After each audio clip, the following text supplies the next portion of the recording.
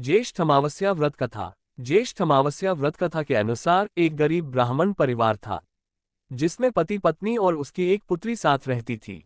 उनकी पुत्री समय के साथ साथ धीरे धीरे बड़ी होने लगी।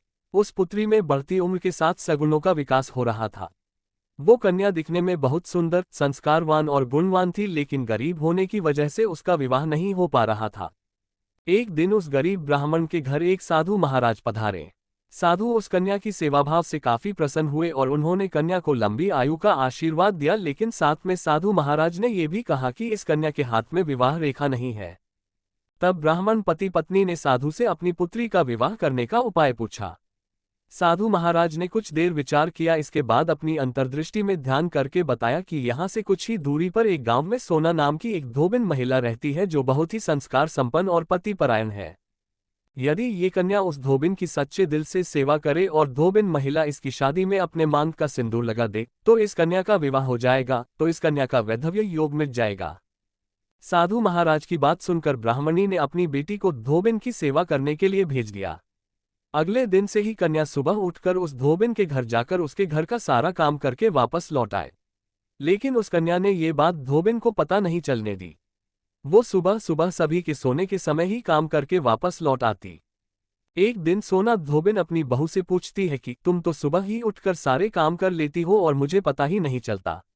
बहू ने कहा, माँ जी, मैंने सोचा कि आप ही सुबह उठकर सारे काम कर लेती हैं। मैं तो देर से उठती हूँ। ये सब जानकर दोनों सास बहू चिंता में पड़ गईं और घर की निगरानी करने लगी कि कौन है जो सुबह ही घर का सारा काम करके चला जाता है। कई दिनों के बाद धोबिन ने उस कन्या को पकड़ लिया।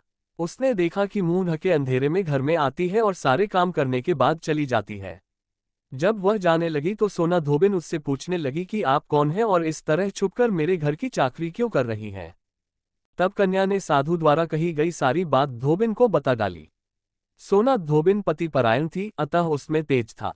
वह उस कन्या की सहायता करने के लिए तैयार हो गई। सोना धोबिन का पति थोड़ा अस्वस्थ थे। उसने अपनी बहू से अपने लौट आने तक घर पर ही रहने को कहा।